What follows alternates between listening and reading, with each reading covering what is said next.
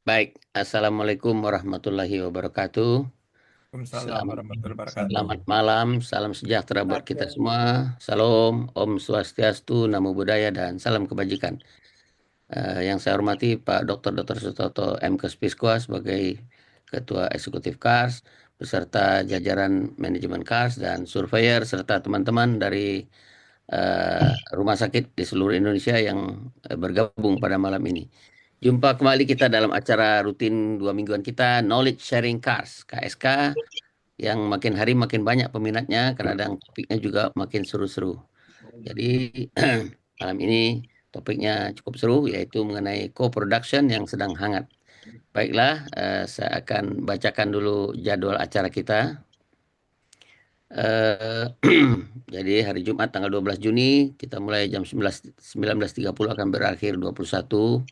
Lebih kurang pembukaan saya sendiri, selanjutnya membaca doa yaitu Dr. Hani Rono Sulistyo SPOG MM Fiskwa CH CHT CHMed. Dilanjutkan dengan sambutan Ketua Eksekutif KARS Bapak Dr. Sutoto MK Fiskwa CRP CHMed MKM dan MPM. Selanjutnya kita akan masuk ke topik utama kita yaitu jam 19.45 nanti sampai 20.30 dengan judul Co-Produksi dalam HPCC Award. Suatu upaya mewujudkan pelayanan berpusat pada pasien melalui kemitraan PROMS dan PREMS. Akan disampaikan oleh pakarnya yaitu orang kedua di PCCI yaitu Dr. Niko Alumenta Kanefro MM MHKes Fiskwa CRP MKM CHAE CP CCP CHCM USA. Nanti akan dilanjutkan dengan tanya jawab, ya tersedia 15 menit tapi tidak tertutup kemungkinan kalau memanjang oke aja ya. Nanti penutupan oleh Ketua Eksekutif KARS kembali dan doa penutup. Baik, demikian susunan acara kita. Kita langsung saja tidak berpanjang pembukaan, yaitu kegiatan doa yang akan disampaikan oleh Dr. Hani Rono Sulistyo. Saya persilakan. Ya, terima kasih Kang Joni.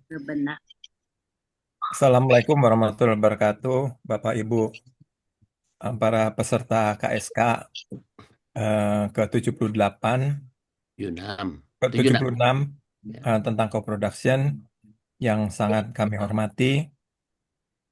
Seperti biasanya, kita meluangkan waktu untuk menghadapkan hati kita pada Allah Subhanahu wa Ta'ala untuk memohon perkenannya agar narasumber diberikan kesehatan, agar semua yang mendengar bisa menangkap dengan baik dan bisa menghayati eh, isi daripada pembicaraan. Semoga eh, dengan ini kita bisa mengangkat rumah sakit ke tingkat yang lebih tinggi. Mohon maaf, doa ini akan saya bawakan dalam agama Islam. Mohon yang bukan beragama Islam dapat menyesuaikan. Bismillahirrahmanirrahim. Alhamdulillahirabbil alamin. Hamdan naimin, hamdan syakirin, hamda yuafini amahu wa yukafiu mazidah. Ya Rabbana lakal hamdu wa lakal syukru kama yang balili jalali wajikal karimi wa hatimi sultani. Ya Allah, ya Rabbana, hanya kepadamu lah kami bersujud, ya Allah, hanya kepadamu lah kami memohon. Kami memohon berkah-Mu untuk organisasi kami, ya Allah. Semoga Kau berikan cahaya kepada KARS dan kepada PCCI agar bisa berkembang penuh dengan inovasi, agar bisa membantu rumah sakit di Indonesia untuk maju ke tingkat-tingkat dunia, ya Allah.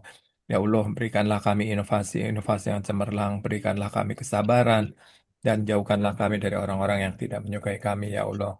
Ya Amin. Allah, berikanlah kepada pimpinan kami kesehatan, kepada surveyor kami kesehatan, ya Allah, dan kepada seluruh sivitas hospitalia mitra KARS, selalu keselamatan dan kebahagiaan keselamatan. Ya Allah, Semoga acara ini dapat berkenan dengan baik ya Allah sehubungan dengan acara terbaru yang dibuat oleh KARS, yaitu Hospital Patient Center Care Award. Ya Allah, berikanlah berkah-Mu agar HPCCA dapat berkembang dan dapat dihayati oleh semua rumah sakit. Amin. Robbana atina fid dunya hasanah wa fil akhirati hasanah wa qina adzabannar. Subhana rabbika rabbil izzati amma yasifun wa salamun al mursalin walhamdulillahi rabbil alamin. Amin, amin ya rabbal alamin. Terima kasih Dokter Hani. Baik, kita meningkat ke acara berikut yaitu sambutan dan pembukaan oleh Ketua Eksekutif Pars, para Dr. Sutopo M. Kusviskwa. Saya persilakan dengan hormat. Terima kasih Dr. Joni. Assalamualaikum warahmatullahi wabarakatuh. Waalaikumsalam. Waalaikumsalam warahmatullahi wabarakatuh. Selamat malam, salam sejahtera bagi kita semuanya. Yang saya hormati Dr. Niko selaku narasumber dan Dr. Joni selaku moderator, para pimpinan rumah sakit, para namet, nakes, akademisi, dan seluruh peserta webinar KSK Knowledge Sharing Cars yang ke-76 ya, Ya, 76 dari berbagai penjuru seluruh Indonesia serta juga para pejuang mutu dan keselamatan pasien yang berbahagia. Puji syukur kita panjatkan kehadirat Tuhan yang Maha Kuasa, Allah Subhanahu wa Ta'ala. Kita berjumpa lagi pada KSK Knowledge Sharing Cars yang ke-76 dengan tema co-production dalam Hospital Patient Center Care Award. Hadirin yang saya hormati, selama bertahun-tahun pelayanan kesehatan berkembang dengan paradigma bahwa rumah sakit adalah pihak yang merencanakan, menentukan, dan memberikan pelayanan pada pasien. Tapi dunia kesehatan modern mengajarkan kepada kita sebuah pelajaran penting, yaitu pelayanan terbaik tidak lahir hanya dari pengetahuan tenaga kesehatan saja, tetapi juga dari pengalaman, harapan, nilai, dan tujuan hidup daripada pasien itu sendiri. Dari sinilah konsep co-production menjadi sangat penting. Bapak Ibu, co-production mengajarkan bahwa pasien bukan objek pelayanan, bukan penerima pasif. Pasien adalah mitra yang aktif di dalam merancang, melaksanakan, mengevaluasi, memperbaiki pelayanan di rumah sakit. Saat para nakes dan pasien bekerja bersama sebagai satu tim, maka keputusan klinis bisa jadi menjadi lebih tepat, kepatuhan pengobatan juga meningkat, dan pengalaman pasien menjadi lebih baik, serta juga keselamatan pasien dapat ditingkatkan. Sesungguhnya, Bapak Ibu, inti dari patient center care bukan sekedar bersikap ramah pada pasien. Intinya adalah bagaimana kita menghormati suara pasien, mendengarkan harapan mereka, memahami apa yang paling bermakna bagi mereka, dan melibatkan mereka di dalam setiap keputusan yang menyangkut kesehatan dari pasien. Rumah sakit yang berhasil membangun budaya co-production bukan hanya menghasilkan pasien yang puas, tapi rumah sakit tersebut akan menghasilkan pelayanan yang lebih aman, lebih efektif, lebih manusiawi, dan lebih bermakna. Bapak Ibu yang saya hormati, perjalanan menuju pelayanan yang benar-benar berpusat pada pasien bukan perjalanan yang mudah. Butuh perubahan mindset, perubahan budaya organisasi, dan juga butuh keberanian untuk berbagi kendala dan mendengarkan suara pasien sebagai sumber pembelajaran yang sangat berharga. Oleh karena itu, saya berharap bahwa webinar ini, Knowledge Sharing Cars ke-76 ini, tidak hanya menambah pengetahuan kita, tapi juga menginspirasi kita semuanya untuk membawa semangat co-production ke rumah sakit masing-masing. Mari jadikan pasien dan keluarga bukan sekedar penerima layanan, tapi juga mitra sejati dalam menciptakan pelayanan kesehatan yang unggul. Akhir kata, saya ucapkan terima kasih pada narasumber Pak Niko dan yang sudah berbagi ilmu dan pengalamannya, dan juga pada seluruh peserta yang sudah meluangkan waktu mengikuti kegiatan ini. Semoga webinar ini memberikan manfaat yang besar bagi pengembangan mutu pelayanan dan keselamatan pasien di Indonesia.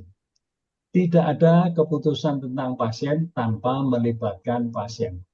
Tidak ada pelayanan yang benar-benar berpusat pada pasien tanpa kemitraan yang sejati dengan pasien. Sekian, selamat mengikuti KSK. Semoga bermanfaat. Wassalamualaikum warahmatullahi wabarakatuh. Waalaikumsalam warahmatullahi wabarakatuh. Terima kasih Pak Toto sudah memberikan sambutan dan pembukaan. Marilah kita masuk ke acara inti kita, yaitu kan mendengarkan penyampaian dari Dr. Niko Lumenta tentang apa itu co-production. Ada waktu sampai 20.30 tapi bisa saja diperpanjang ya. Saya persilakan Pak Niko. Baik, baik. Saya izin share screen ya. Ya. Oke.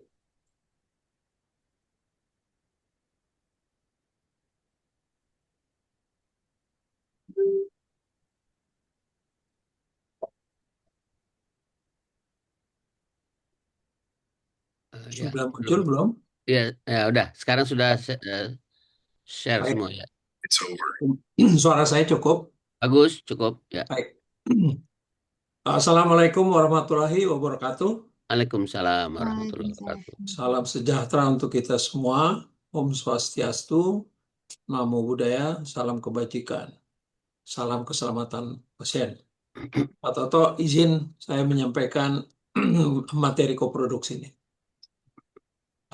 Jadi judulnya koproduksi dalam HPCC Award. Saya selalu ingin mendorong HPCC Award ini mengapung terus gitu ya. Jadi saya gunakan sebagai topik. Mewujudkan subtopiknya, mewujudkan pelayanan berpusat pada pasien melalui kemitraan. Nah ini koproduksinya, kemitraan PROMS dan PREMS. Ini flyernya. Jadi sudah kita munculkan flyer-flyer, ini mungkin nanti bisa dibaca ya. Jadi saya kira ini hanya menampilkan saja HPCC Award. Ada subtopiknya menuju rumah sakit berorientasi pasien dan terintegrasi dan sebagainya. Sudah sering disampaikan Dr. Hani, Ketua PCCI, tentang rumah sakit percontohan tahun lalu. Sudah menjalani kegiatan asesmennya dan mendapat awardnya. Nah, slide ini sering saya gunakan, Bapak Ibu sekalian. Sederhana sekali ketika kita bertanya apa sebenarnya kegiatan inti rumah sakit, core business-nya rumah sakit, yaitu asuhan pasien, patient care. Artinya apa? Kalau tidak ada pasien, tidak ada rumah sakit, tidak ada PPA. Banyak kan kita tidak ada gitu ya. Jadi ini menjadi sangat penting, sederhana tapi itulah intinya. Nah, sejalan dengan itu, kompleksitas rumah sakit yang sudah kita pahami bersama, banyak sekali daftarnya, itu paling nomor satu daftarnya adalah pasien tadi. Pasien ke rumah sakit terpaksa. Nah, jadi karena sakit terpaksa. Kalau kita ke hotel, ke restoran itu niat, tapi ini terpaksa. Mungkin sekitar 10% saja kosmetik, operasi plastik itu memang niat. Tapi 90% lebih Terpaksa. itu terpaksa. Jadi rumit, kompleks. Oleh sebab itu dibutuhkan hashtag, tagar, tanda pagar, yaitu QRS seperti EKG. Quality, Risk, dan Safety. Nah, untuk menjaga, menerapkan quality, risk, dan safety dibutuhkan 4 tata kelola. Kita sudah kenal 2 tata kelola rumah sakit yang baik, tata kelola klinis yang baik, ada di Undang-Undang 44 2009 tentang rumah sakit, hadir juga di Undang-Undang 17 2023. Namun, nah ini catatannya, menurut saya ini menjadi defisit. Tata kelola klinis, kita baca pasal-pasalnya termasuk penjelasannya, itu ternyata hanya untuk PPA, tidak menyentuh pasien. Nah, oleh sebab itu, PCCI KARS mendorong tata kelola asuhan pasien yang baik sebagai tata kelola ketiga, dan juga itu sebenarnya karena di Starkesnya sudah muncul 7 bab pelayanan berfokus pada pasien. Jadi sangat pantas dalam undang-undang itu muncul ya. Dan yang terakhir adalah tata kelola etik yang baik dari Prof. Agus. Kita pindah. Nah, ini visualnya. Pasien tuh di pusat tuh. Di belakangnya nggak akan ada kalau pasiennya nggak ada. Ya, jadi kalau pasiennya nggak ke rumah sakit, berarti nggak ada rumah sakit, nggak ada yang di belakangnya ini. Oke. Jadi core bisnisnya rumah sakit, mohon diingat, adalah patient care. Oleh sebab itu juga KARS mendorong moto BPIS, bila pasien itu saya, ya. Itu juga menjadi satu pegangan yang penting. Slide ini juga sering saya gunakan. PCC inti buminya. Nah, inti buminya adalah sudah sering ditampilkan dan semua juga sudah menjalankannya. Ada DPJP sebagai clinical leader yang memimpin kolaborasi interprofesional. Ada perawat, PPJA, apoteker, dietitian dan sebagainya, PPA lainnya, di mana dalam infografis ini pasien dan keluarga adalah inti, ya. PPA dibantu oleh MPP. Kemudian ekosistem PCC APT disusun dengan penjelasan bahwa ekosistem itu adalah lembaga-lembaga atau konsep-konsep yang menjaga PCC APT, yang memupuk PCC APT, dan yang mengembangkan PCC APT. Ya, jadi kita melihat elemennya ada WHO dengan dimensi mutunya, ISQA terutama konsep yang paling kuat untuk PCC, Person Centered Care System 2022, belum lama. Global Patient Safety Action Plan, panduan patient safety yang kuat sekali, dia di strategi yang keempat. Kemudian patient safety di ISQA, white paper juga, Starkes sendiri 2024. Kemudian PCC oleh WHO di kesehatan masyarakat, Manrisnya manajemen risiko oleh Liam Donaldson, pakar WHO, Perhimpunan Pasien Internasional untuk PCC dalam rangka PCC, lalu HPCC Award kita juga memupuk menjaga PCC APT, termasuk konsep terakhir dari buku putihnya Persi, Hospital Safety Framework. Saya mencoba mencatat perjalanan PCC, slide ini juga semenjak 3 tahun lalu saya susun, dan banyak hal memang jasanya banyak dalam pengembangan, mulai dari Harvey Pecker ketika istrinya dirawat dengan kanker nasofarinx, dia selalu dipanggil atau diambil nomor rekam medisnya, bukan namanya dan sebagainya. Jadi ini asal mulanya PCC muncul, ya. Dia ada 8 prinsip. Dan seterusnya kita lihat WHO, kemudian AEOM, Institute of Medicine, dan seterusnya, sampai pada akhirnya Indonesia sendiri, KARS, menyusun APT, nanti akan saya jelaskan.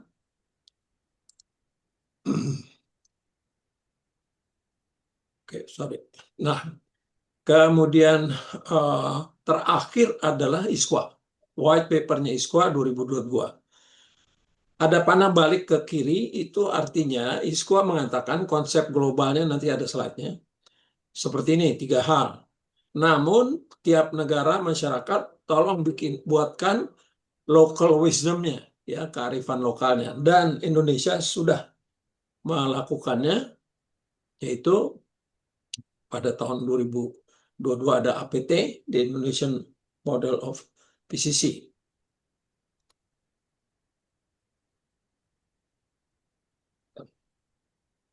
Halo? Halo? Oh, ini lagi paparan. Sorry, saya teruskan. Ya, lanjut. Ini white paper dari ISQA yang sangat penting untuk sebagai panduan pokok kita, yaitu 3 mental model atau paradigmanya, bahwa dalam PCC itu kita paling awal menanyakan what matters to you pasien, apa yang penting bagi kesehatan dia. Kemudian paradigma kedua adalah PPA melayani apa yang penting buat pasien. Dan yang ketiga, sistem rumah sakit melayani PPA yang sedang melayani apa yang penting buat pasien. Nah, ini konsep awalnya, dan kemudian ISQA memintakan local wisdom. Nah, ini sebenarnya 2012 udah mulai disusun dalam SNARS, ya. Nah, maka kita labelkan asuhan pasien terintegrasi itu adalah the Indonesian Model of PCC. Nah, jadi ada 7 dimensi penerapan APT tersebut menjadi panduan dari HPCCA. Ini adalah APT-nya, ada 3 integrasinya, kemudian ada 7 dimensi implementasi dengan STARKES tercantum di sini. Ya, oke. Yang sumber yang kedua yang paling kuat juga adalah dari WHO. Patient Safety terbit 2021. Visinya adalah tidak ada seorang pun yang boleh dirugikan di Fasiankes. Jadi bukan hanya pasien, tapi juga dokter, perawat, cleaning service, petugas dapur, dan seterusnya. Nah, ini adalah 7 strategi dari WHO tadi, Global Patient Safety Action Plan, 7 strategi pokok, dan masing-masing 5 strategi spesifik. PCC ada di strategi yang keempat, keterlibatan pasien dan keluarga dengan 5 strategi spesifik. Kemudian STARKES, ya, HPCCA ini juga terintegrasi atau mengintegrasikan STARKES ke dalam panduan kita yang lengkap. Ini bukunya, panduan lengkap implementasi pelayanan PCC APT rumah sakit. Slide ini sebagai slide recall, nanti kalau ingin cepat mengingat apa itu HPCC Award, adalah program KARS PCCI bersifat evaluasi terhadap penerapan metode PCC APT berbasis indikator 113 tolak ukur, dan kemudian fokus pada outcome dan experience. Ini juga visual untuk mengingatkan filosofi utamanya adalah pasien sebagai pusat, koproduksi pelayanan, topik sekarang ini, kolaborasi interprofesional, dan berbasis nilai dan preferensi pasien, value based care namanya. Nah, slide ini merupakan satu gambaran koproduksi, ya, puncaknya koproduksi, bahwa Hippocrates maupun Florence Nightingale bilang kalau Anda memberikan asuhan pada pasien, ya jangan bikin cedera, ya, primum nocere, ya. First do no harm. Kemudian berkembang menjadi dokter adalah captain of the ship. Semua ikut perintah saya. Jangan ada yang melenceng, jangan mendahului. Nah, kemudian bergeraklah ke pasien. Patients for patient safety. Tidak ada keputusan tanpa saya pasien, sehingga makin muncul mengapung patient center care. Dan kemudian dikembangkan lebih lanjut adalah koproduksi dengan istilah yang cukup menarik dari Liam Donaldson dan teman-teman, Textbook of Patient Safety and Clinical Risk Management 2021, itu adalah demokratisasi asuhan pasien. Kalau dulu provider center care, ikut saya ya pasien, kalau nggak percaya saya nggak usah ke sini gitu ya. Sekarang udah demokratisasi asuhan pasien, sehingga muncullah patient voice, ya, dengan pas sekali dengan moto KARS, bila pasien itu saya. Co-production ini adalah engagement, melibatkan dan memberdayakan pasien, sehingga yang terstruktur adalah prompts dan prems yang sudah disampaikan Pak Jody. Ini harus dikoreksi ya bagian-bagiannya. Saya mulai bagian pertama, ada 7 bagian. Mengapa koproduksi menjadi penting? Dia mewujudkan pelayanan berpusat pada pasien melalui kemitraan. Tadi sudah merupakan subjudul Proms dan Prems. 2 poin besarnya adalah, atau beberapa poin besarnya adalah PCC, APT, koproduksi, Proms Prems, HPCC Award, dan transformasi rumah sakit. Jadi kita melihat tren di dunia bahwa pelayanan kesehatan modern sedang bergerak menuju paradigma yang lebih berpusat pada pasien. Perkataan lebih ini sebenarnya karena berkembangnya tren tadi. Dalam konteks tersebut, HPCC dikembangkan sebagai instrumen transformasi, ya, berbasis visi APT. Salah satu fondasi utamanya, nah ini statement yang penting, adalah koproduksi pelayanan. Kemitraan aktif antara SDM kesehatan, NAMED dan Nakes, pasien, keluarga dalam seluruh proses pelayanan. Melalui Proms and Prems, suara pasien. Lalu kita atur demikian rupa sehingga dapat muncul, kita evaluasi, kita bahas, diukur, dan digunakan untuk merubah rencana berikutnya, gitu ya. Awalnya juga sudah disusun bersama, tetapi ketika rencana itu diberikan, pemberian pelayanan, maka Proms and Prems itu memberi masukan. Sehingga dari fase atau hari demi hari pengalaman pasien itu berkelanjutan dan memang sejalan dengan apa yang dia sepakati. Perubahan paradigma juga sebagai satu hal yang penting dalam koproduksi. Jadi tadinya dari provider center care, ya dulu kita sebut dokter adalah captain of the ship, di sisi pasien sebagai mitra. Nah, apa yang penting buat Anda, ya? Dan tentu saja ini menjadi dibungkus dalam pakaian yang disebut shared decision making, ya. Jadi WHO melalui Global Patient Safety Action Plan, strategi yang keempat itu adalah PCC-nya, ya, karena sangat meningkatkan keselamatan pasien. ISWA menggunakan istilah person centered care, suatu norma dan sudah kuat sekali digunakan di dunia. Dengan kedua pendekatan raksasa tadi, itu akan menunjukkan bahwa bukti keselamatan pasien, patient experience, dan keterlibatan pasien tidak dapat dipisahkan. Ya, jadi ini menjadi satu kesatuan.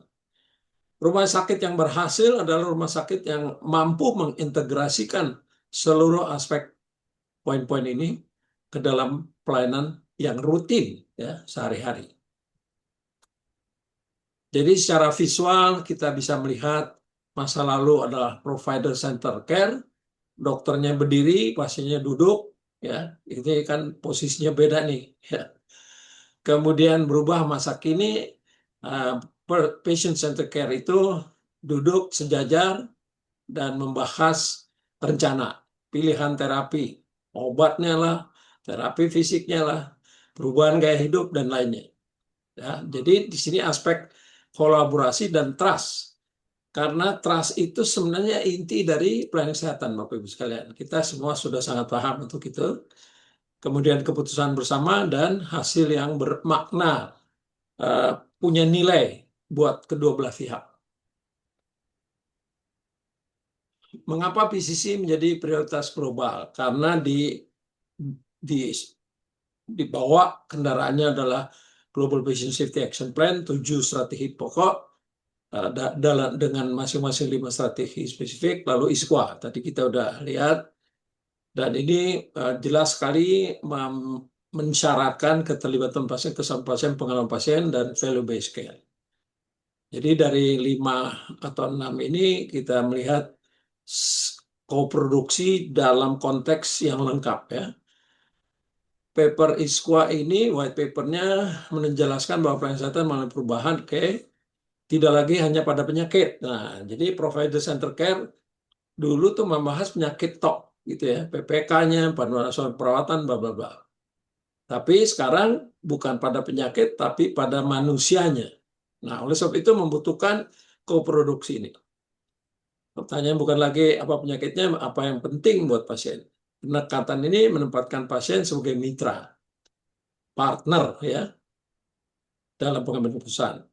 Dengan memahami beberapa hal, nilai, preferensi pilihan, tujuan hidup, harapan pasien, dan keluarga tentu, maka pelayanan akan lebih manusiawi, lebih bermakna, dan tentu sesuai kebutuhan individu. Jadi secara visual kita melihat mengapa PCC menjadi prioritas global, ada WHO-nya, ada ISWA-nya. Ini maksudnya supaya kita merecall secara cepat mengapa PCC menjadi prioritas global. Ya. Dari global turun ke nasional, kebetulan kita nasionalnya pas barengan. Ya. Mungkin mendahului ISWA yang minta local wisdom, kita udah duluan menyusunnya. Ya. Maka kita masuk ke dalam patient partnership. Apa itu koproduksi? Mudah sekali bahwa dengan pengantar-pengantar yang tadi, pasien adalah partner. Titik, ya, nggak ada yang lain. Keputusan bersama, shared decision making, SDM. Kolaborasinya setara. Kita mengenal kolaborasi interprofesional, tapi juga kolaborasi bersama pasien. Ini gambar di kanan tuh menggambarkan hal tersebut. Istilah co-creation of value juga tadi sudah Pak Joni sampaikan, ada yang menggunakannya, dan tentu tujuan bersama.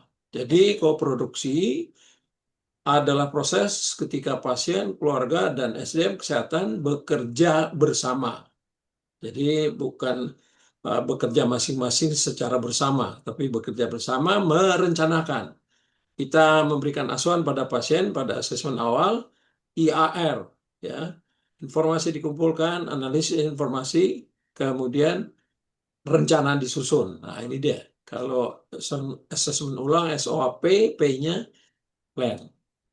Menyusun rencana, kemudian menerapkannya, melaksanakannya, kemudian mengevaluasinya, dan kemudian dari masukan suara pasien tadi, promprem itu kita memperbaiki. Jadi koproduksi ini awalannya merencanakan, tetapi semua rangkaian berikutnya melaksanakan evaluasi lalu memperbaiki menjadi satu kesatuan dari definisi koproduksi. Dalam pendekatan ini pasien tidak lagi menjadi penerima pasif, jelas, tapi menjadi mitra aktif yang ikut menentukan tujuan pelayanan hasil yang ingin dicapai. Koproduksi merupakan evolusi dari konsep PCC dan menjadi salah satu fondasi utama dalam implementasi PCC Award. Bagian kedua sekarang, memahami konsep koproduksi. Dari paternalistik menuju ke mitraan. Jadi dari provider center menuju patient center. Awalannya ini tentu sejarah perjalanannya. Dokter menentukan, pasien mengikuti, informasi satu arah, lalu menjadi dua arah. Ya, ini jelas tidak banyak perlu diterangkan karena kita dulu menjalaninya. Jadi disebut model paternalistik. SDM kesehatan menjadi pengambil keputusan utama. Pasien cenderung mengikuti arah yang diberikan. Koproduksi merubah paradigma tadi. Kita sudah melihat beberapa hal.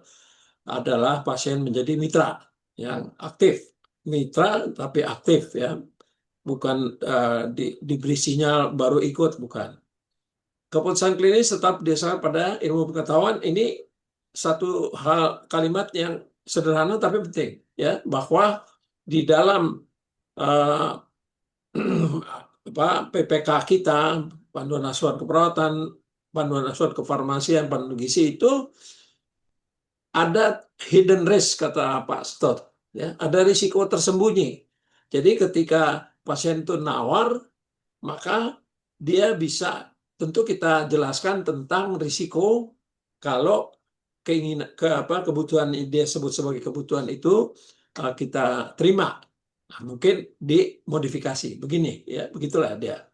Didasarkan pada ilmu pengetahuan, pengalaman profesional, jelas hidden risk itu cukup sering karena kita sudah pengalaman di masa yang lalu, tapi juga mempertimbangkan kembali kepada dasar value, pilihan, preferensi, kondisi sosial, dan tujuan hidup pasien. Dengan demikian, keputusan yang diambil menjadi lebih tepat, diterima pasien, memiliki peluang keberhasilan yang lebih tinggi. Visualnya untuk mengingatkan saja, dari posisi paternalistik, ya berdiri, tolak pinggang gitu misalnya, menjadi partnership model. What matters to you? Ya, ini visual untuk kita mudah mengingat kembali konsep-konsep ini. Filosofi utama koproduksi. Ini kata muncul respect, mungkin kita agak enteng anggapnya, karena kita udah paham sih. Tapi memang dasarnya adalah kita menghormati, ya. Jadi ini sebenarnya bagian dari kompetensi budaya, respect, ya. Lalu willing to learn dan terus belajar. Jadi ada respect, ada partnership, ada trust. 3 poin ini aja udah kita kuat sekali memahami koproduksi. Transparansi. Nah, kita jangan sembunyikan risiko, kita jelaskan risiko. Jadi supaya menjadi transparan, dan kalau ada kejadian pasiennya juga paham. Bahkan dia mengapresiasi udah diberitahu lebih dulu gitu ya. Kemudian tanggung jawab bersama. Koproduksi dibangun atas dasar saling menghormati, kepercayaan, transparansi, tanggung jawab bersama. SDM kesehatan membawa kompetensi profesional, sedangkan pasien membawa pengalaman hidup, nilai, value-nya, harapannya, dan pilihan pribadinya, preferensinya.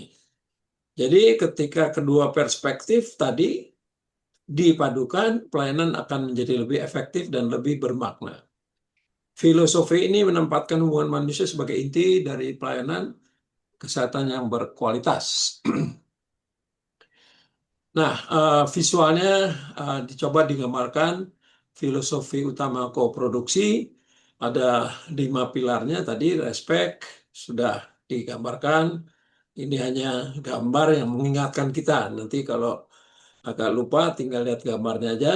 Jadi pesan visualnya adalah koproduksi bukan metode, koproduksi adalah budaya. Nah, ini statementnya cukup penting. PCC bagian ketiga, PCC APT sebagai the Indonesian Model of PCC. Jadi ini juga jangan dilupakan bahwa Indonesia di dunia itu juga menjadi pionir untuk local wisdom-nya, ya. Memang dari PCC dari ISQA, waktu itu belum ada ISQA, ya. Tahun 2012 SNARS itu belum kita lihat ISQA-nya, tapi memang keterlibatan pasien sudah kita garap sehingga menjadi APT. Sesuai konteks Indonesia, selaras Starkes 2024, Starkes yang bertumbuh dari SNARS, kolaborasi untuk profesional, dan berpusat pada pasien. Inilah poin-poin penting dari slide ini. APT merupakan implementasi PCC yang dikembangkan sesuai kebutuhan, karakteristik pelayanan kesehatan Indonesia. APT mengintegrasikan peran DPJP, PPA lainnya, MPP juga, pasien dan keluarga dalam satu sistem pelayanan yang terkoordinasi. MPP ingin saya garis bawahi, dia secara asuhan sehari-hari, dia tidak memberikan asuhan. Asuhan itu diberikan oleh PPA. Namun dia adalah navigator, ya, tour guide, semacam tour guide. Jadi dia paling dekat dengan pasien sebenarnya. Sehingga dia adalah pilarnya PCC. Kalau mau dikatakan lebih kuat, dia adalah pilarnya PCC karena dia menangkap pengalaman atau pandangan pasien, respons pasien, puas, tidak puas, marah, sedih, takut. Dia yang menangkap sebenarnya hal tersebut, ya, manajer pelayanan pasien. Model ini menjadikan pasien sebagai pusat koordinasi pelayanan. Ini kalimatnya penting. Pasien sebagai pusat koordinasi. Ya, jadi dia menjadi satu pilar yang paling kelihatan, sehingga seluruh profesi bekerja menuju tujuan yang sama, yaitu hasil terbaik buat pasien. Nah, ini dia, pusat koordinasi agar outcome itu berdampak hasil yang terbaik buat pasien. Posisi koproduksi dalam PCC APT dalam poin-poin ini dijabarkan pasien, keluarga, DPJP, PPA, MPP, dan tim pelayanan. Koproduksi merupakan perekat utama dalam PCC APT. Melalui koproduksi, pasien keluarga tidak lagi berada di luar sistem, tadi gambarnya center of gravity itu, tetapi menjadi bagian dari tim pelayanan. DPJP, PPMP bekerja sama untuk pasien memahami kebutuhannya, menetapkan tujuan pelayanan, mengevaluasi hasil yang dicapai sehingga memenuhi kebutuhan pasien. Pendekatan ini mengurangi fragmentasi pelayanan, istilahnya silo ya, mengurangi pola silo, memperkuat koordinasi antar profesi sehingga pelayanan menjadi lebih aman, efektif, dan terintegrasi. Visualnya bisa dilihat center of gravity dari PCC. Gambar yang tadi dijadikan seperti ini, para PPA. Kemudian di bawah ada pesan visual utama, koproduksi adalah perekat yang menghubungkan seluruh aktor PCC APT. Tanpa koproduksi, pelayanan menjadi pola silo, ya, terfragmentasi.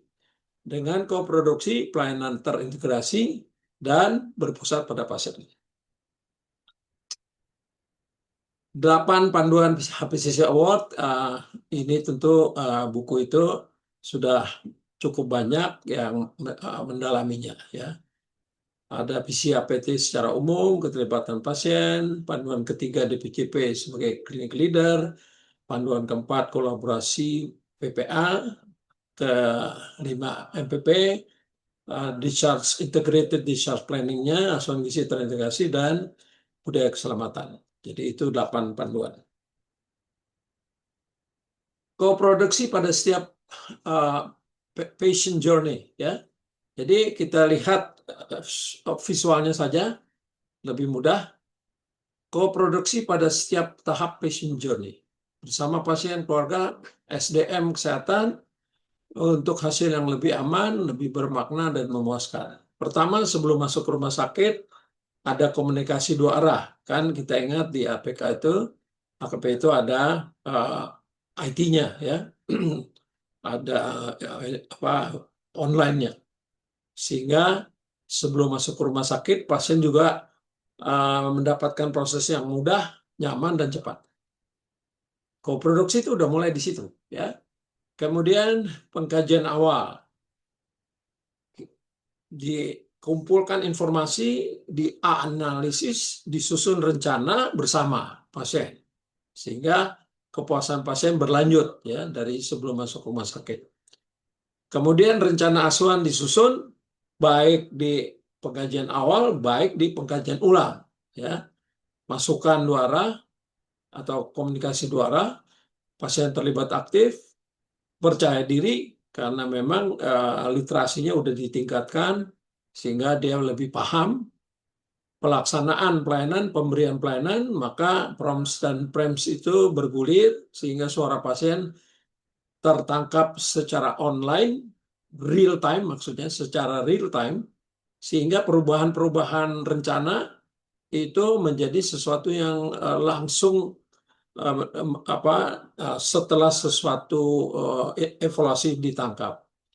Kemudian pemulangan pasien, discharge planning itu dimulai pada awal run-up untuk mengidentifikasi risiko di rumah, sehingga disusunlah program-program mitigasi untuk potensi risiko yang sudah diidentifikasi. Itu juga menghasilkan kepuasan pasien.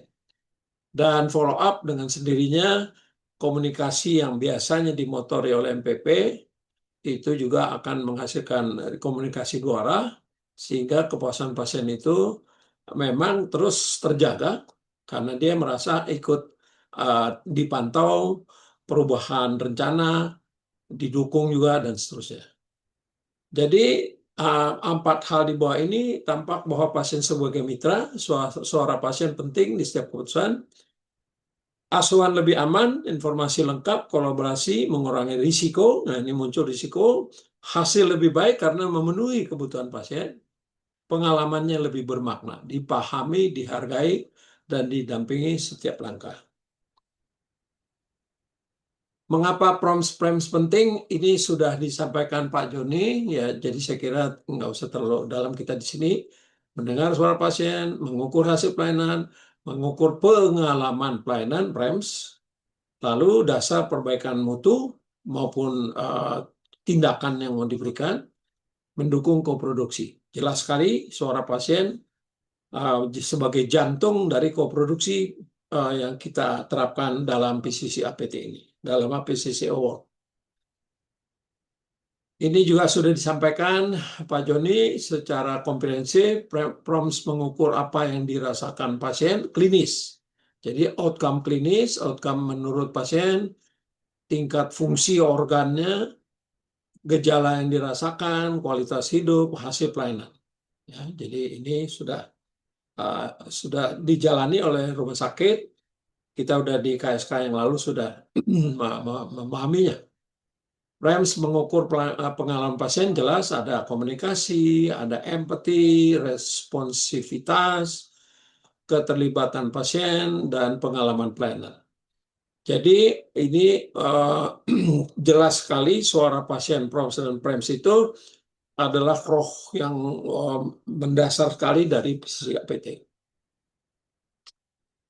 Jadi statementnya bahwa PROMS dan PREMS itu adalah jantung koproduksi, jelas. Voice of patient, data berbasis pasien. Nah, jadi database dalam sesuatu asuhan itu memang betul-betul suara pasien mendominasi. Ya. Shared learning, kita belajar bersama dari perkembangan asuhan yang kita berikan. Continuous improvement, better outcomes, jelas. Ya, jadi karena koproduksi itu akan menghasilkan outcome yang lebih baik. Itu sudah statistik sudah menyatakan itu. Evidence based jadinya. Bagian kelima, peran direksi dalam koproduksi. Pertama, menetapkan visi PCC. Membangun budaya organisasi, budaya PCC, menyediakan sumber daya, monitoring implementasi, menjadi role model. Keberhasilan koproduksi oleh pimpinan. Jelas sekali komitmennya.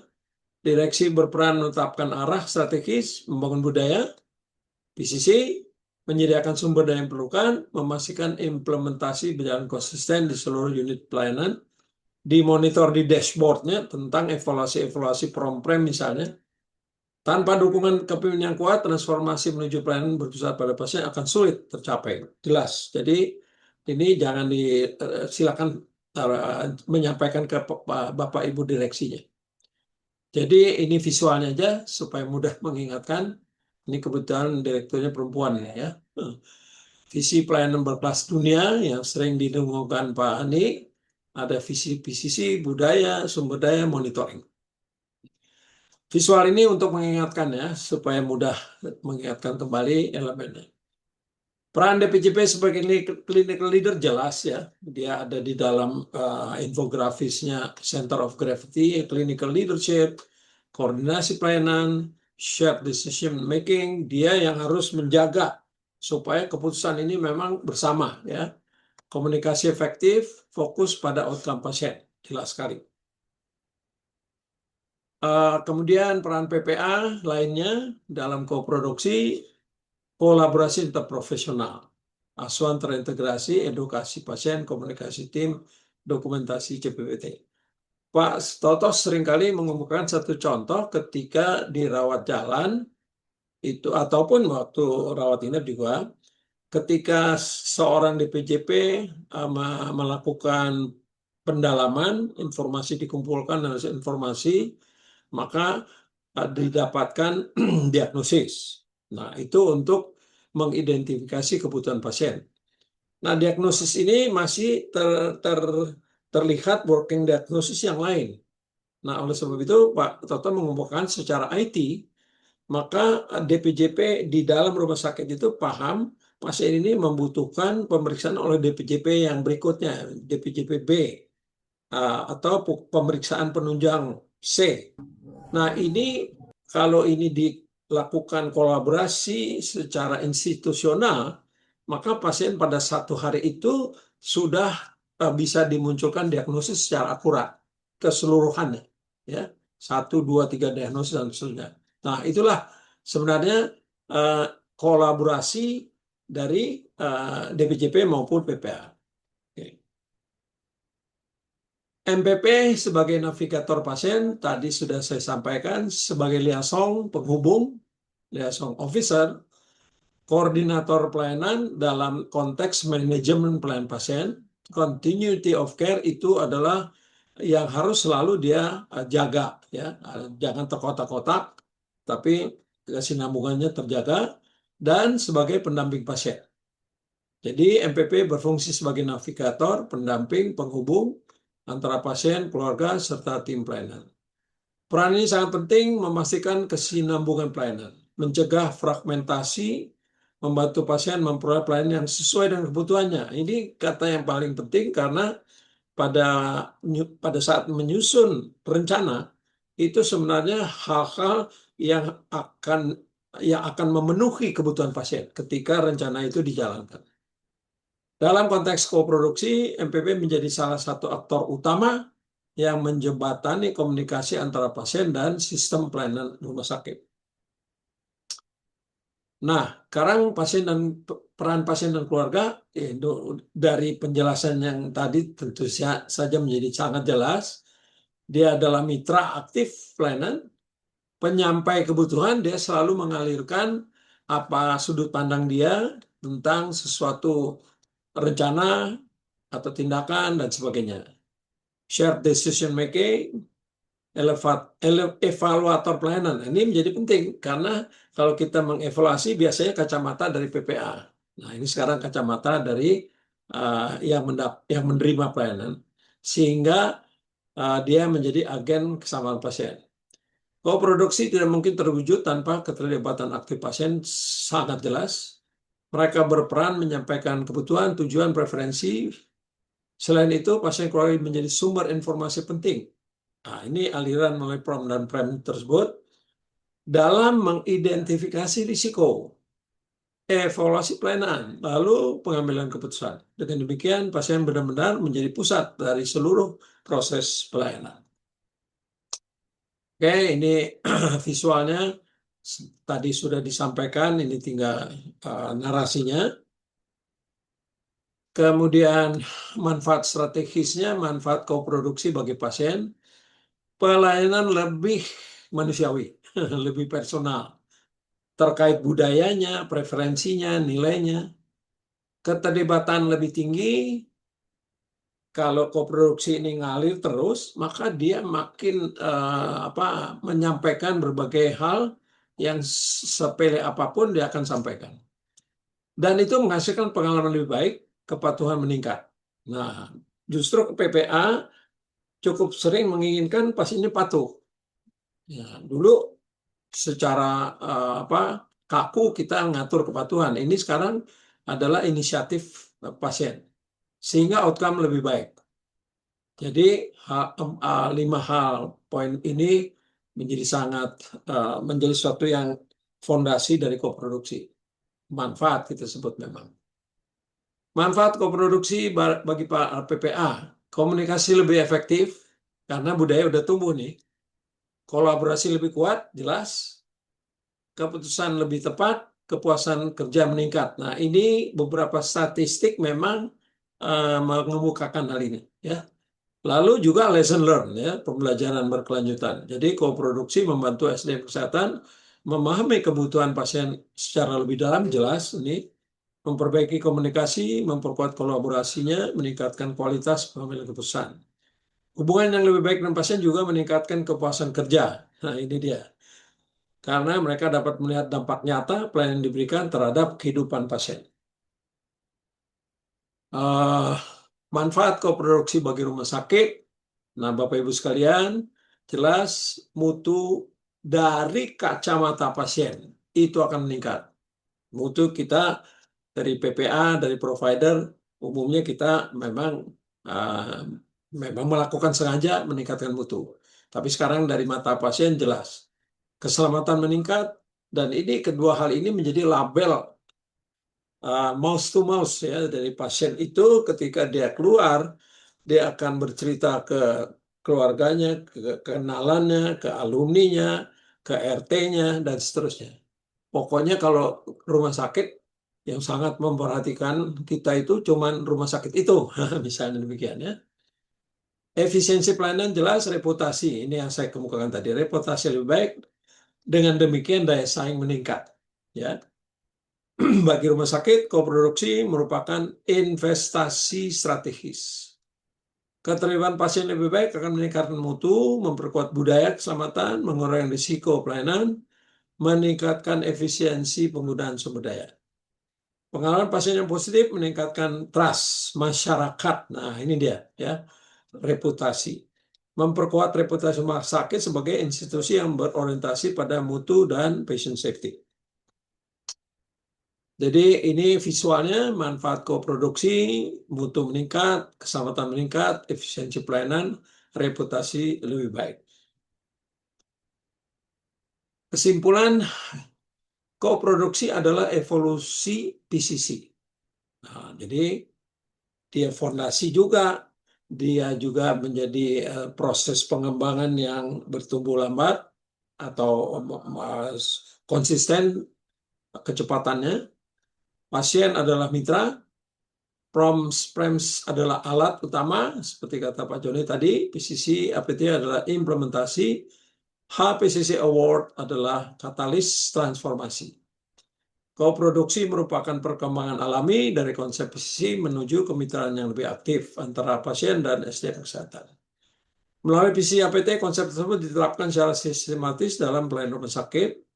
PROMS menjadi instrumen utama untuk mendengar suara pasien, sedangkan HPCC Award menyediakan kerangka implementasi dan asesmen yang mendorong transformasi pelayanan secara berkelanjutan. Dan visualnya untuk lebih mengingatkan ya, supaya kalau lihat slide cukup lihat yang ini saja, 4 elemen utama tadi, kemudian call to action-nya. Mulai dari unit kerja masing-masing. Dengarkan suara pasien, itulah koproduksi. Bangun budaya kolaborasi, gunakan PROMS dan PREMS, siapkan rumah sakit menuju HPCC Award. Koproduksi bukan sekadar konsep baru, tetapi cara baru membangun pelayanan kesehatan yang lebih manusiawi, aman, dan bermakna. Melalui HPCC Award, rumah sakit memperoleh kerangka transformasi yang jelas untuk mengintegrasikan visi APT, PROMS, mutu, dan kesehatan pasien.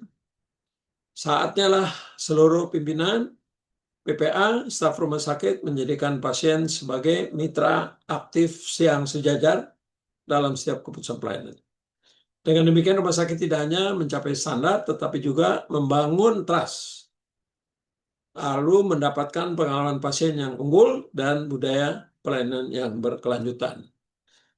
Jadi kesimpulan divisualisasikan seperti ini bahwa PCC APT jadikanlah DNA rumah sakit, HPCC sebagai alat ukur, fokus nilai pasien dan sistem terintegrasi, dan yang terakhir surveyor PCC itu mendapatkan acara selamat datang untuk penilaian asesmen HPCC Award. Demikian Bapak Ibu sekalian, topik koproduksi dalam HPCC Award. Salam keselamatan pasien. Baik, terima kasih Pak Toto. Pak Niko, mantap ya, lengkap dan sesuai waktu kita 20.30. Masih terbuka waktu 30 menit untuk diskusi. Saya sudah melihat di chat banyak ini pertanyaan, kita baca satu persatu Pak Niko ya. Ya. Ya, oke, kita mulai aja. Mohon teman-teman sudah mengisi presensi, kemudian ada yang bertanya materi, sudah bisa di-download ya, yang belum membuka ke chat ya. Nah, mari kita buka pertanyaan yang saya baca di sini jam 20.09. Pak Mulyadi Hartono, peran pasien berperan tentunya dalam model koproduksi ini. Bagaimana terkait dengan asimetri informasi yang terjadi pada pasien karena pemahaman pasien kadang tak secepat perkembangan teknologi terapi? Terima kasih. Itu pertanyaan dari Pak Mulyadi. Pak Niko boleh dijawab.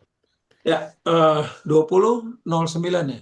Ya, 2009. Ya, asimetri, ya betul, asimetri ini di masa lalu menggunung ya, banyak Ya, banget. Ya. Jadi koproduksi dasar pertama adalah literasinya. Nah, ketika literasinya memadai, mudah nih, ngalir nih. Jadi kami akan lakukan biopsi, kami akan lakukan potong kaki, apalah, sayat ataupun non invasif. Apa usulan Bapak? Apa usulan Ibu? Jadi asimetri dalam knowledge itu harus dibuat disamakan, ya nggak usah terlalu sama, tapi dia paham. Nah, MPP akan membantu nih dalam shift, dia memang shift pagi, tapi dari hari demi hari, maka pasien ini ditingkatkan pemahamannya. Saya kira bagus sekali pertanyaannya. Asimetri tentang apa informasi ini harus dijaga. Kalau enggak nanti, nah itu ya skill dari PPA adalah di situ. Karena koproduksi ini ngomong ke orang awam. Nah, tadi awam literasinya berbeda. Demikian Pak Joni. izin Pak Niko boleh saya nambahkan sedikit saja Ya, dengan pengalaman. Ya, ini intinya Pak Niko saya lihat buat teman-teman loading informasi kalau saya. Jadi pertama kali kita kontak dengan pasien kita beri informasi yang lebih banyak. Kadang-kadang penyakit teman-teman ini kan karena sibuknya pendek saja. Nanti kalau sudah pasien bertanya akhirnya dia cicil mencicil gitu. Jadi usul saya memberi loading informasi di awal itu agak sediakan waktu yang cukup lah 10 sampai 20 menit. Itu usul saya. Gimana Pak Niko? berarti ya betul. Berarti kita mengevaluasi penerimaan dia, Ya, persepsinya. betul. Loh, Ya, ini kok dia masih nanya yang salah nih. Hah, berarti dia belum mengerti. Gitu. ya, Bagus nih pertanyaan Pak Mulyani. ya. Betul. Baik. Karena dia menyebut kecepatan. Iya. Jadi kecepatan memahami, kadang-kadang dia tertinggal. Iya Iya. betul. Jadi kita Jadi kita harus evaluasi. sabar ya. Ya, oke. Jadi loading dari kita yang cukup, Loading ya. sediakan waktu yang banyak, nanti kita akan enak. Kalau pertamanya kurang baik, nanti di tengah jalan banyak pertanyaan yang menyusul jadi repot seperti yang beliau. Baik, kita lanjut Pak Niko ya. Dan jam Ya. 20.23 dari Golda Palungkun, Ivon. Syarat seorang MPP dok, nah dia tanya MPP nih, karena memang terkait juga ini masalahnya. Apakah seluruh pasien ranap harus didampingi MPP atau ditetapkan dengan kriteria kebutuhan MPP? Ini pertanyaan lama sebenarnya. Silakan Pak. Ya, AKP 31 bilang ada kriteria screening ya. Jadi di screening dulu ada kriteria disusun oleh rumah sakit. Karena keunikan rumah sakit populasi pasiennya selalu tertentu, jadi harus dibikin kriteria. Ya, ini Template-nya penting. sudah ada dari KARS itu. Baik. Ya, ada buku tipisnya itu ya tentang MPP ya. Ya. Kita lanjut jam 20.26 dari Ibu entah Bapak ini Uyun Magfiroh, mungkin Ibu ini ya dari RSH Cilegon. Izin bertanya dokter, apa yang harus dilakukan bila keputusan tersebut tidak memberikan manfaat kedua belah pihak karena keterbatasan pihak penjamin atau asuransi? Ini udah kayak gitu. Ini klasik ini. Iya, Pagar-pagarnya BPJS sangat ketat, makin lama makin sempit, iya, iya, sehingga iya. satu keputusan berada di luar pagar. Nah, Ya, udah. betul. Jadi Boleh, Pak. CEO, direktur harus menetapkan ini gimana caranya. Nah, itu arahan dari direktur lah, ya, karena Ya, betul, keputusannya jatuh di luar pagar. Kalau yang di betul. dalam pagar masih berisiko ini. Mestinya begini, pasien, mesti begini. Oh ya, saya juga paham. Cuman direktur bilang, ini nggak dibayar. Ya, oke. Silakan. Betul. Baik ya, kita lanjut Pak ya. Jadi memang selalu nih jadi ini. Tapi mungkin ya ini mesti di tingkat direktur membahasnya betul juga. Ya, betul. 2028 dari Puji Rahayu. Peran perawat sangat besar dalam PCC. Wah, betul ya. Untuk itu peran PPJA perlu ditingkatkan. Unit atau ruangan perlu menata sistem pemberian pelayanan. Mohon arahan dalam meningkatkan peran masing-masing PPA dalam PCC. Nah, silakan Pak Niko. Ya. Jadi kan prinsip dasar tadi center of gravity tadi inti bumi, DPCP sebagai clinical leader. Nah, lalu ada evaluasi-evaluasi terhadap berbagai masukan termasuk dari pasien supaya asuhan tidak terkotak-kotak.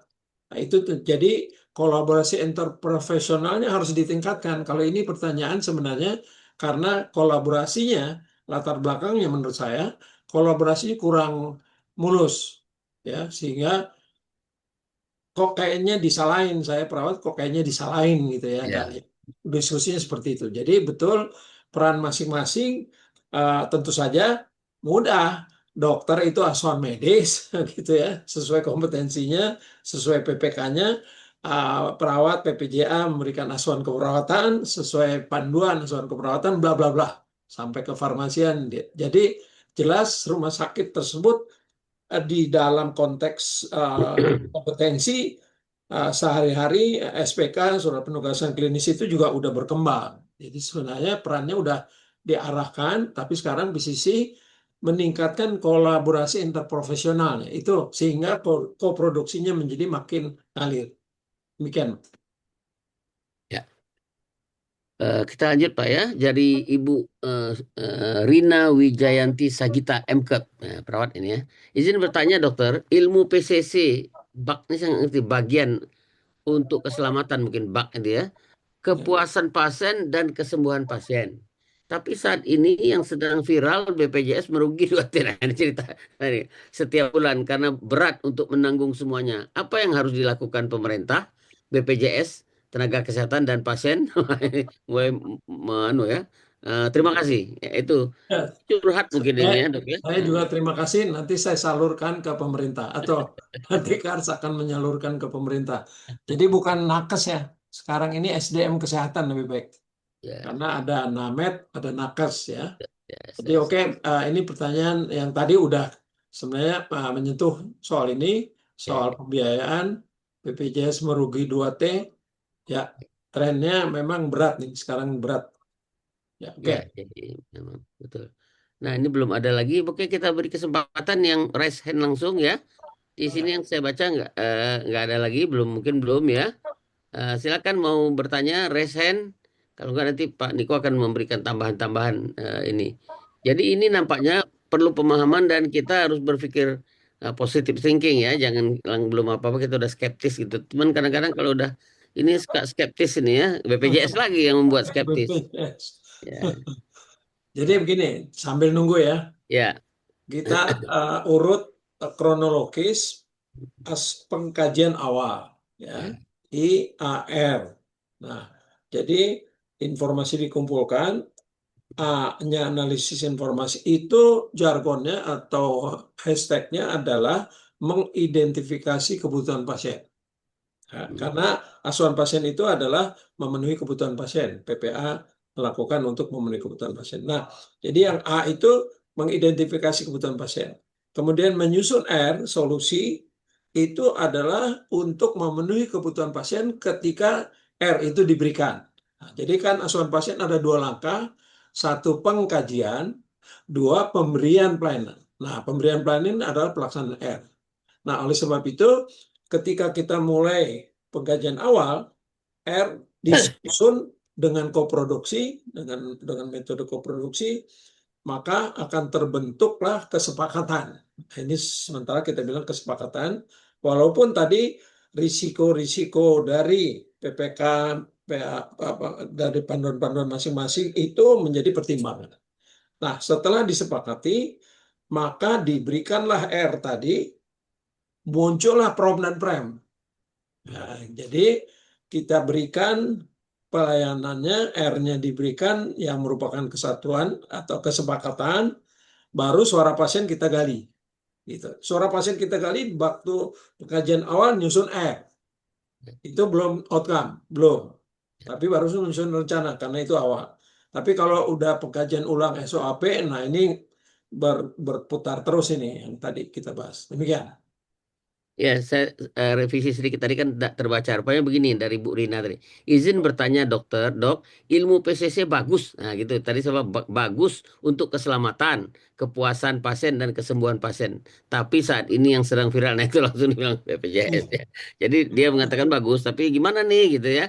Nah, jadi udah Pak. Artinya ada tembok-tembok yang Ya, yang ya, menahan PCC ini. Betul. Jadi ya, kalau kita itu tinggal ikuti kalau apa yang masih bisa kita kerjakan kita ya kerjakan itu lagi. kerjakan. Kalau ini nggak mau ditambahkan dok, memperkuat ini dengan mengadakan family meeting, bertemu dengan keluarga dengan dan sebagainya itu mungkin menambah Ya, semangat pasien betul. untuk Jadi family meeting bagian dari koproduksi. ya, Kadang-kadang pasien itu godfather-nya bukan suaminya, misalnya pasien iya wanita ada bukan godfather-nya. suaminya. Jadi Ada ya. paman yang dulu Nah, melihara dia menyekolakan dari dia, kecil. ya mungkin Nah, betul. jadi godfather-nya yang mesti memutuskan itu butuh family meeting. Ya. Nah, ini masih muncul sekarang pertanyaan Pak 2037 dari Tia Gita, Ibu ya. Selamat malam dok, izin bertanya, pasien dan keluarga sudah diedukasi tentang kondisi, nah ini kan udah family meeting ya, kondisi penyakit di akhir hidup nih apanya. Rencana tata laksana terbaik dan alternatifnya. Tapi kemudian pasien dan keluarga mengatakan kami ikut yang terbaik menurut dokter. Bagaimana cara menyikapi kondisi ini dok? Terima kasih sebelumnya dari Tia Gita, dari Rumah Sakit Panti Nugroho, Jogja. Ya. Ya, ini PAP 5 ya, Ya, standar ini PAP 5 5 ya, lima titik akhir satu ya. hayat.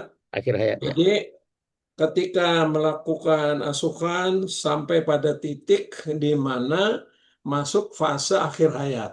Ya, Eh, apa ruang ruang hidupnya udah tipis ya, potensinya besar sekali untuk meninggal, maka dilakukanlah pengkajian awal dari akhir hidup ya, ya. Jadi bukan pengkajian awal dari penyakit tapi dari akhir hidup, sama informasi dikumpulkan.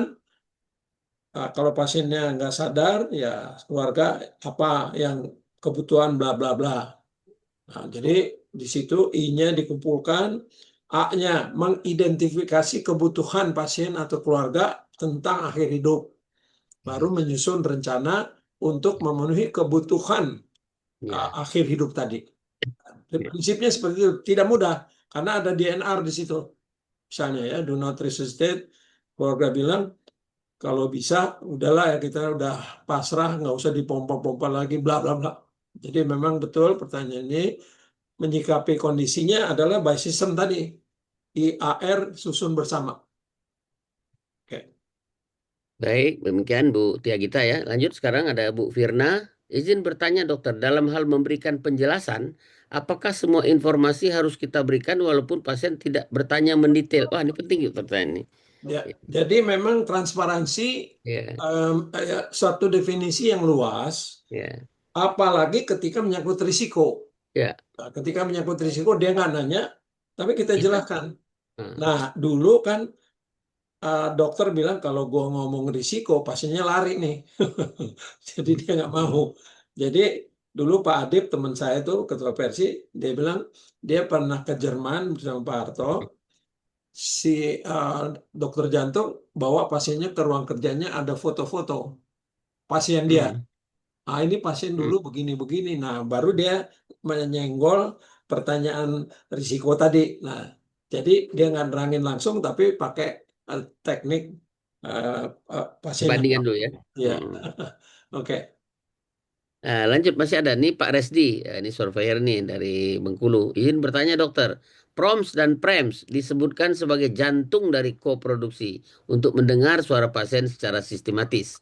Bagaimana strategi konkret bagi rumah sakit atau profesional pemberi asuhan PPA untuk mengintegrasikan pengisian formulir PROM dan PREMS ini ke dalam alur pelayanan sehari-hari agar tidak menjadi beban administratif tambahan bagi nakes, namun datanya tetap valid dan objektif ya. Nah, intinya real time Pak Joni yang jawab. Mengintegrasikan ke IRM. Silakan Pak. Mungkin ya, izin Pak Niko ya. Ya mungkin Pak Resdi belum pernah ikut sebelumnya, minggu lalu kita udah Ya, ngomong. ya. Jadi prem itu memang kalau menggunakan cara lama akan susah nambah beban tadi.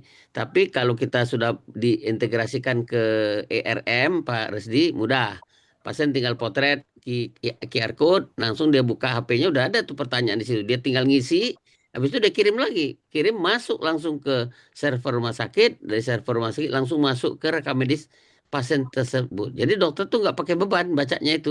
Begitu dia buka CPPT ya udah tertulis di situ premnya berapa, promnya berapa. Demikian Pak Resdi. Ya, real time lagi, real Ya, time itu. jadi real time. Itulah kelebihannya IT ya. Jadi memang Ya. prem ini harus didukung IT. Ya, mungkin Pak Resdi belum dengar ya minggu lalu. Lanjut. Eh, ini ada jumpa utama jam 20.38. Izin bertanya dok, setahu saya awalnya clinical pathway yang dicenderung untuk diagnosis tunggal. Menurut saya CP sebagai langkah dasar dari PCC. Sedangkan di rumah sakit kami lebih dari sepertiga pasien rawat inap memiliki multi diagnosis dan butuh kolaborasi lebih dari satu DPJP. Bagaimana menerapkan koproduksi dengan satu pasien dan lebih dari satu DPJP yang beda bidang? Mohon masukan. Terima kasih. Mantap nih pertanyaannya. Silakan Pak Niko ya. Sederhana banget, Ya. kolaborasi interprofesional. Jadi jangan Iya. kotak-kotak ya, kolaborasi interprofesional. Tentu saja DPJP A, B, C misalnya ada tiga melakukan tugasnya, lalu melihat lubang-lubang overlap misalnya, Ya. atau kesinambungannya harus dilakukan sehingga ada meeting, ya meetingnya di depan meja kantor perawat juga bisa dan sebagainya, atur aja bahwa kolaborasi interprofesional membaca CPPT sebagai satu wadah komunikasi, tetapi pasti harus dilanjutkan dengan kalau itu rumit ya pertemuan antara DPJP. Ini memang susah. Kadang-kadang Ya. DPJP yang satu pagi, yang satu Nah, siang dan tapi seterusnya. ya Ya, harus jadi harus uh, berniat benar ya, mau bikin clinical meeting tuh berniat. Kalau enggak berniat, ketemu-ketemu ya, ya. Oke. betul. Oke. Saya kira Jadi selain atur aja, selain mesti diatur memang. Pertanyaan selain bagus, family ya. ya pertanyaan bagus. Selain Ngadu family aja. meeting ada clinical meeting. Nah, ini penting Technical meeting. diperkenalkan di rumah sakit. Oh, Jangan lagi lah dokter kita kerja ya, masing-masing gitu ya. ya, Silo tadi saya ingat Pak Niko menceritakan silo ya. Nah, kalau orang saya, masih dengan silo ya nggak bisa ya, ya, betul, betul, koproduksi nggak betul. jalan. Betul. Ini jawabannya Ya. sudah ada. Dan ini juga nyenggol BPJS nih. Tidak ada Iya. proses. Dia nggak mau bayar gitu kan, nah itu dia Mau bayar. masalah lagi itu betul-betul ya. Lagi. Tapi itu di luar urusan kita Ya, sekarang ya, biar aja ya, ya, direktur tuh yang ngurusinnya. ya, Kalau terus. kita pecahkan semua repot kita. Oke. Nah, kita lanjut Pak Niko, jam 20.40. Nah, Bu Iik Lolita nih dari RSKD ini kemarin baru habis ketemu kita nih, Ya. tentu lagi hangat dia.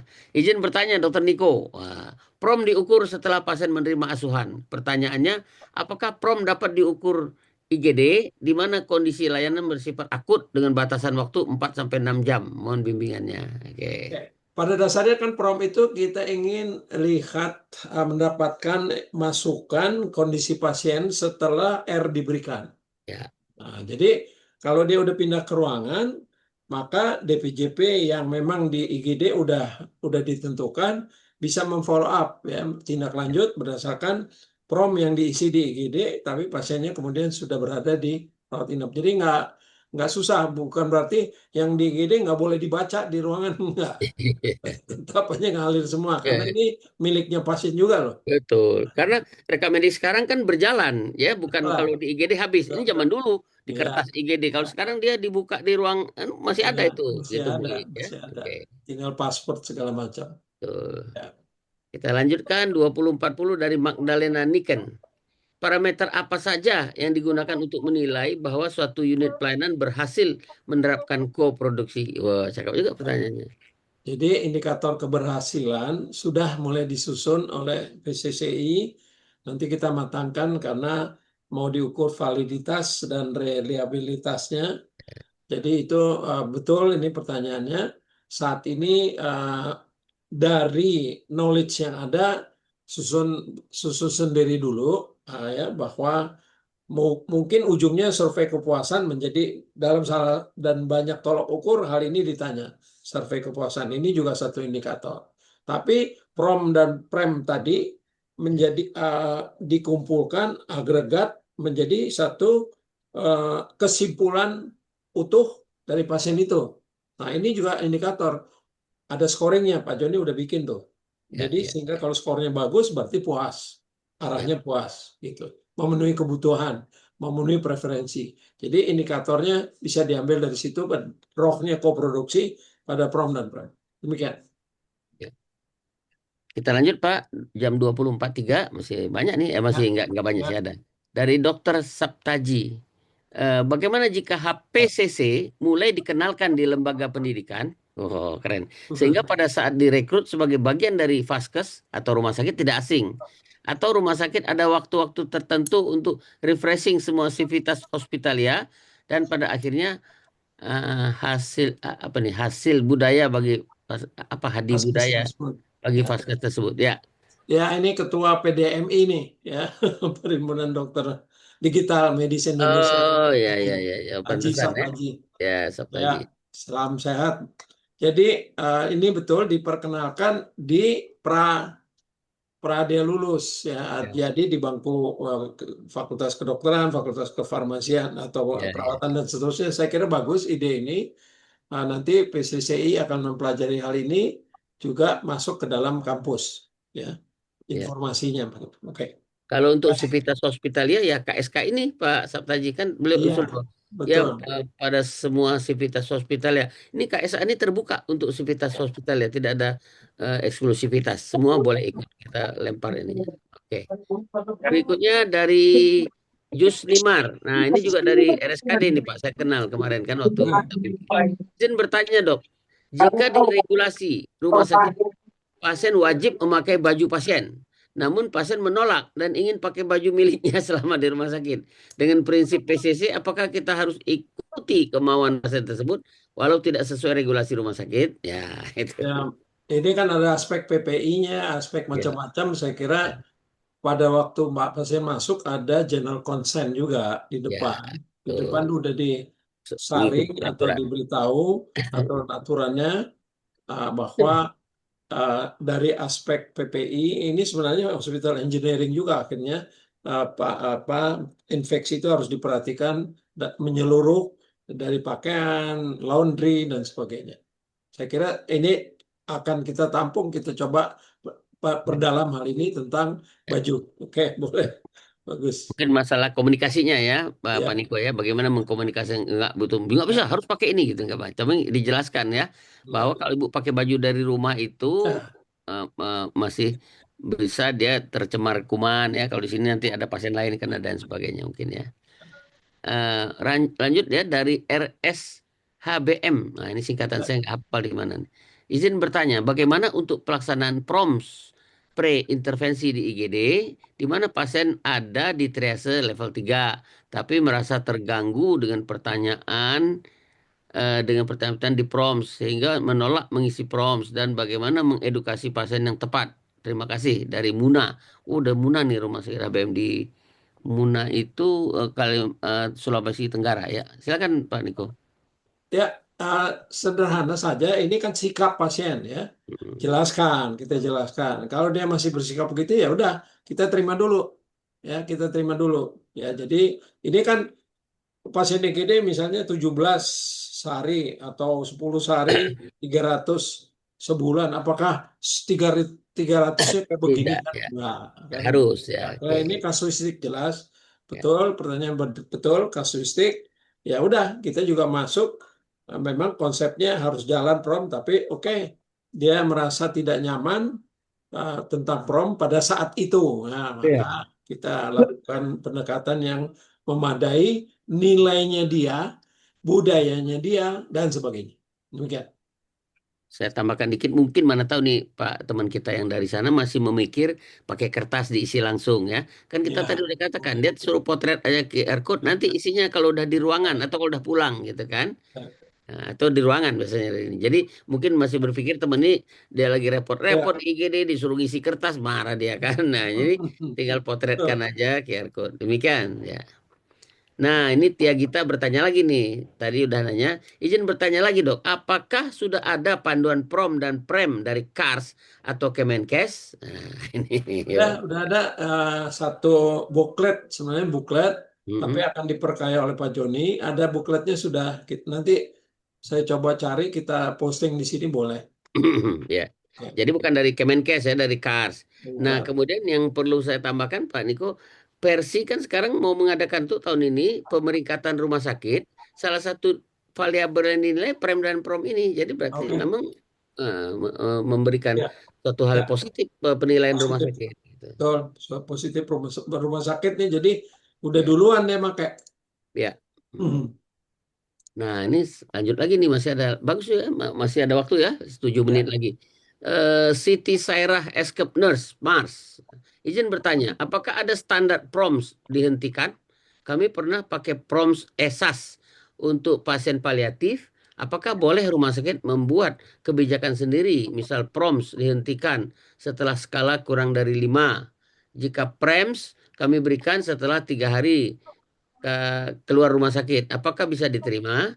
Maaf sebelumnya materi PROMS dan PREMS tidak mengikuti full Pak Joni. Oh, dia nggak ikut. Ya udah Pak Joni lah jawab.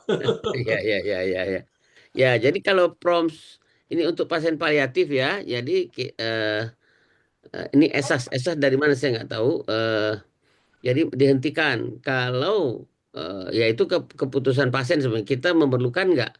Pertanyaannya apakah boleh rumah sakit membuat kebijakan sendiri, misalnya PROM dihentikan? Ya silakan rumah sakit kan yang ingin tahu mengukur ya. Ini terkait pasien paliatif ya. Saya agak belum berani menjawab nih kemana arahnya. Artinya apakah ini nggak usah dinilai lagi? Memang udah turun pesawatnya sudah mau mendarat. Mungkin gitu ya Pak Niko ya.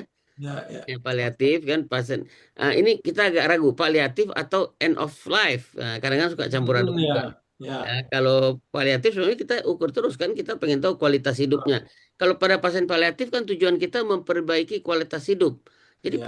perlu prom generik aja itu. Bagaimana kualitas hidupnya?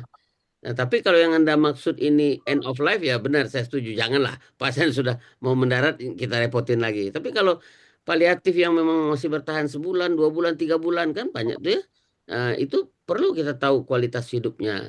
Kemudian prem kami berikan setelah 3 hari boleh. Prem itu enggak QR code-nya diberikan pas pulang, isinya boleh besok boleh lusa boleh gitu. Setuju ya Pak Niko gitu kan? Ya, setuju, setuju. Jadi ini teman-teman masih ngira ini kertas gitu dibagikan diisi langsung. Masih seperti Ya, dulu kan. ya, Kalau ya. dulu kan yang namanya survei kepuasan pasien sebelum pulang diisi di depan perawat. Nah, itu yang Ya, nggak bisa itu ya. Ya, kita suruh potret aja QR code, nanti dia buka di rumah boleh baru diisi. Besok lusa boleh. Ya. Terakhir nih Pak, ada 2 lagi pertanyaan mungkin bisa ya, 2 aja ya teman-teman. Dari Inas Syahbana ini teman dari Izin surveyor maaf, baru satu dari pertanyaan lagi ya. rumah sakit Bunda nih. Izin bertanya dok, posisi PREMS dan PROMS dalam posisi akreditasi, apakah sudah menjadi indikator wajib atau masih dalam batas penguatan mutu saja dok? Terima kasih. Bagus nih pertanyaan dok. nggak ada, belum Ya, ada ya di nggak ada dalam ya. Starkes Belum ada masuk dengan Starkes, belum masuk Starkes. Tapi HPCC ya, kalau mau ikut HPCC Award baru dia ditanya. Jadi Maaf dulu ini pertanyaan terakhir ya. Yang terakhir ya, nih satu terakhir ya. Iya. Ya, Oke. Yakwalin Magdalena. Izin bertanya dok, bagaimana mengukur parameter PROMS dan PREMS di unit dialisis dengan pertemuan pasien 5-6 jam dan intens 2 kali seminggu? Karena terkadang dengan pertanyaan survei dari rumah sakit setiap pertemuan dialisis menjadikan rasa jenuh dan memberikan jawaban yang sama. Mohon arahannya. Nah, dokter Niko cocok kan, beliau ahli ginjal nih. Gimana dok kalau dialisis ya nih? memang betul dia rutin seminggu 2 kali 3 kali gitu. Kondisinya umumnya konsisten. Ya, Tentu saja prem itu kalau ada kondisi berubah. Suatu ya, saat dia muntah-muntah, mungkin makanya. elektroliknya dan sebagainya, kita masuklah pada saat berubah. Kalau Ya. yang masih konsisten, sepertinya uh, jawabannya akan sama gitu. Iya betul. Oke. Jadi mungkin buat batasan apa setelah sebulan baru ngisi atau Boleh, setelah 2 minggu boleh gitu ya, bisa silakan ya. ya bisa diatur. Masuk akal tadi ya. Jadi pasien tuh jenuh, suruh ngisi lagi, itu lagi isinya gitu Ya, kan. ya, betul. Baik Ya, sekali. Nah, Pak Niko kan memang orang berpengalaman dengan hemodialisis ini. Jadi jawabannya valid ini. Baik, ya. waktu juga habis, pertanyaan juga udah habis. Mungkin silakan Pak Niko closing statement. Ada 2 atau 3 menit untuk sesi kita ini. Saya persilakan Pak Niko. Baik, Bapak Ibu sekalian, uh, metode PCC APT ini sebagai satu konsep secara ekosistem dari dunia, kemudian sudah menjadi tren di dunia ini, Indonesia sudah mengikuti. Intinya adalah ketika Bapak Ibu sekalian mencoba memakai moto BPIS, bila pasien itu saya. Setelah memahami knowledge tentang konsep-konsep PCAPT, pasti dalam hati saya pengen digituin, gitu ya. Saya pengen seperti itu berjalan. Nah, itulah HPCC Award mendorong peningkatan asuhan dari rumah sakit menjadi asuhan yang lebih bermanusiawi, lebih bermakna untuk pasiennya ya, tapi juga akan bermakna untuk para PPA providernya. Saya kira itu intinya, di mana fondasi dasar adalah koproduksi dengan suara pasien, PROMS dan PREMS. Demikian Pak Joni. Baik, terima kasih Pak Niko, jelas ya. Jadi koproduksi tadi betul ini untuk meningkatkan mutu ya. Belum masuk Starkes, belum masuk akreditasi, tapi apa salahnya kalau kita sudah terakreditasi, pengen dipertajam lagi dengan ini HPCC Award ya. Nah ini ada permintaan materi, tolong Pak Ruby dikasih aja linknya ya. Kali ini kalau sebentar lagi atau lama nih kalau buka di sini. Baik, kalau gitu kita akan tutup. Terima kasih sekali lagi. Aplaus untuk Dr. Niko. Masih Pak Toto, masih ada mungkin Pak Toto, saya minta untuk menutup pertemuan malam ini. Kalau tidak ada Pak Toto, langsung doa saja ya dari Dokter Hani. Silakan Dokter Hani, doa penutup. Pak Toto mungkin sudah istirahat. Ya, terima kasih teman-teman sekalian. Setelah mendengarkan luar biasa penyampaian dari Pak Niko dan eh, luar biasa juga masih sedemikian banyak pertanyaan yang belum sempat dijawab. Jadi kita 2 kali KSK ini, 3 kali KSK ini rupanya materi dari HPCCA ini sangat sangat sangat menarik sehingga Ya, semua orang ingin ingin ingin mengetahui ya. ya, Jadi eh, silahkan kita akan nanti kita akan cari waktu lagi untuk lebih memperdalam lagi. ya. Sekarang marilah kita menutup acara ini dengan eh, menghadapkan hati kita kepada Allah Subhanahu wa taala, merendahkan diri kita di hadapannya dan memohonkan berkah dan keselamatan, memohonkan eh, perlindungan dalam tidur kita agar kita bisa bangun besok pagi dalam keadaan sehat dan bermanfaat. Doa ini saya bawakan dalam agama Islam. Mohon teman-teman yang bukan beragama Islam menyesuaikan. Bismillahirrahmanirrahim. Alhamdulillahirabbil alamin. Hamdan naimin, hamdan syakirin, hamda yuafi ni'amahu wa kafi mazidah. Ya Rabbana lakal hamdu wa lakal syukru kama yang balili jalali wa jikal karimi wa hasimi sultanik. Ya Allah, ya Rabbana, ya kana budu wa ya kana nasta'in. Kami memohon berkah-Mu selalu ya Allah agar apa yang kami bawakan ini bermanfaat bagi semua sehingga bisa menjadi catatan akhir bagi kami pada hari-hari yang terakhir ya Allah. Berikanlah kami selalu inovasi yang cemerlang, berikanlah kami selalu cara yang baik untuk menyampaikan pendapat, berikanlah kami selalu efek manfaat dari apapun yang kami kerjakan ya Allah. Ya Allah, berikanlah kepada Kars dan PCCI selalu eh, inovasi-inovasi yang cemerlang agar bisa membantu rumah sakit berdiri sejajar sama tinggi sama rendah dengan rumah sakit terbaik di dunia. Ya Allah, berkatilah semua pendengar yang ada pada malam hari ini. Berikanlah mereka keselamatan, kenyamanan, berikanlah tidur yang aman ya Allah, dan berikanlah kepada mereka pendapat, berikanlah kepada mereka selalu ilmu yang terbaik. Rabbana atina fid dunya hasanah wa fil akhirati hasanah wa qina adzabannar subhana rabbika rabbil izzati amma yasifun wa salamun al mursalin walhamdulillahi rabbil alamin. Teman-teman sekalian, Amin, amin. Ya Rabbal. sebelum ditutup saya ingin menyampaikan jadi bagi teman-teman surveyor nanti pada waktu Pitselnas ada 2 eh, Workshop. workshop yaitu CHAE eh, Certificate of eh, Hospital Accreditation Expert dan CPCCP Certificate of Patient Centered Care Professional. Jadi kedua kedua sertifikat ini dibutuhkan seandainya nanti PCCI membutuhkan membutuhkan membutuhkan tambahan asesor. Ya, jadi ini ada Pak Toto. Pak Toto, mohon ada kata penutup. Baik, saya tutup dengan pantun aja nih. Burung merpati terbang tinggi, Cakep. sebentar di hadapan. Cakep. Cakep. HPCC Award bukan sekedar prestasi, tetapi budaya menghormati suara dan martabat pasien sejak. Cakep. Cakep. Satu lagi ya, Ya, silakan. ke Bandung membeli kain batik, Cakep. bunga melati.